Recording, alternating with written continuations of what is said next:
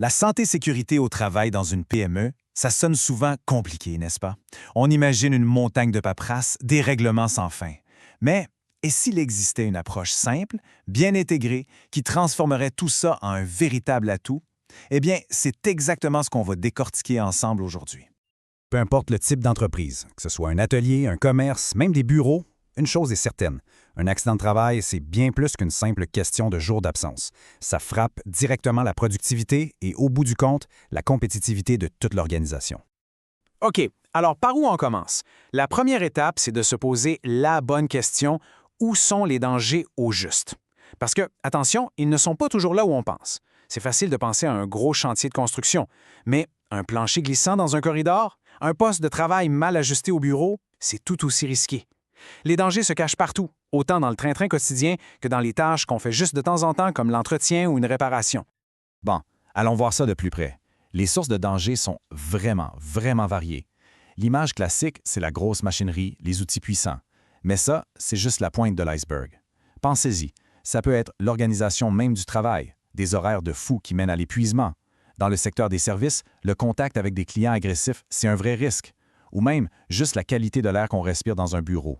Non, vraiment, les dangers, ce n'est pas juste une affaire de grosses industries. OK, là, en voyant cette liste, ça peut faire un peu peur. On peut se dire « Wow, par où commencer? » Mais c'est là que les guides est intéressant. Ils proposent un vrai changement de perspective. L'idée, ce n'est pas de se noyer dans une montagne de règlements compliqués. Non, c'est plutôt d'adopter une approche de gestion toute simple et intégrée.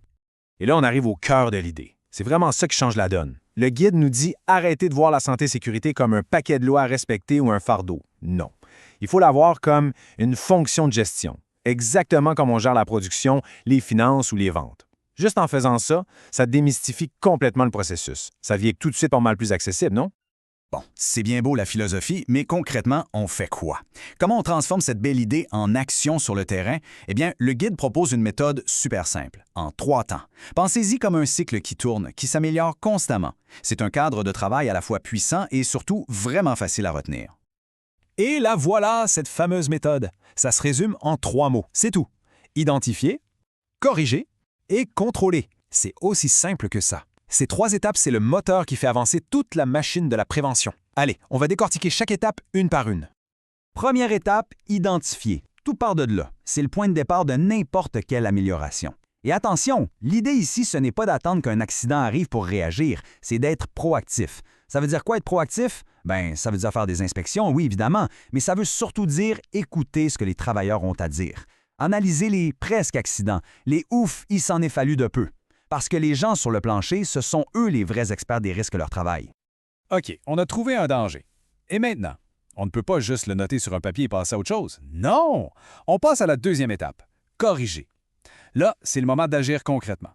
Le but ultime, l'idéal, c'est de carrément éliminer le danger, de le faire disparaître. Si pour une raison ou une autre ce n'est pas possible tout de suite, alors on trouve un moyen de réduire le risque au minimum et de bien protéger les travailleurs en attendant de trouver la solution permanente.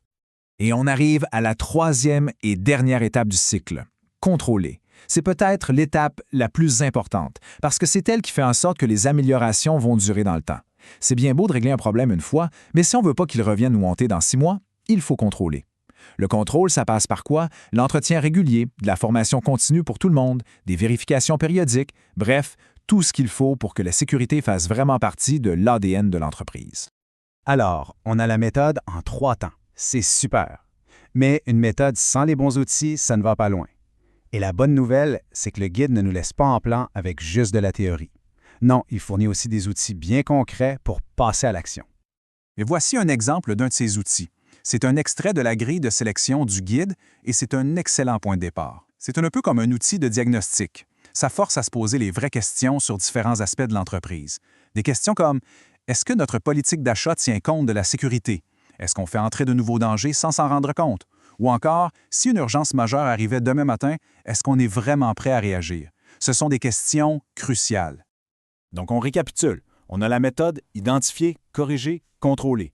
On a des outils comme la grille de sélection. Avec tout ça en main, on est maintenant prêt à construire la pièce maîtresse, un plan d'action qui est concret et tangible, fait sur mesure pour son entreprise.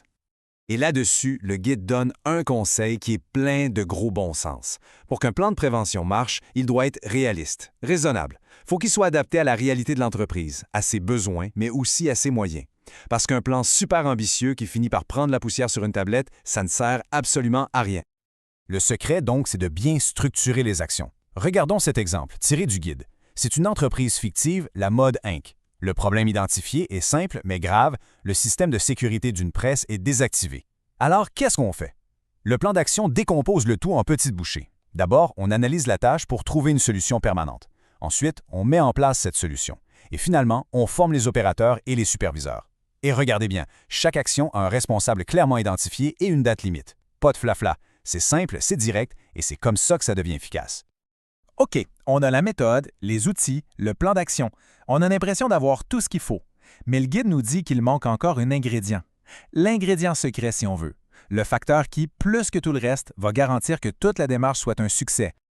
Et cet ingrédient, le voilà. Le facteur de succès numéro 1, c'est la participation des travailleurs. C'est aussi simple et aussi fondamental que ça. La prévention, ça ne peut pas juste venir d'en haut, être imposé par la direction dans un bureau. Non, ça doit être un travail d'équipe, un effort collaboratif. Pourquoi? Parce que les personnes qui sont les mieux placées pour voir les dangers et, surtout, pour proposer des solutions qui marchent vraiment, ce sont les travailleurs eux-mêmes. Leur implication, c'est ça, la vraie clé du succès. Finalement, tout ce guide nous ramène à une chose. Une première action toute simple. La question, ce n'est pas de savoir si on peut améliorer la sécurité. C'est certain qu'on le peut. La vraie question, c'est par où commencer? Alors, en y pensant, dans son propre milieu de travail, quel serait le tout premier danger à identifier pour mettre en marche ce cycle et commencer à faire une différence?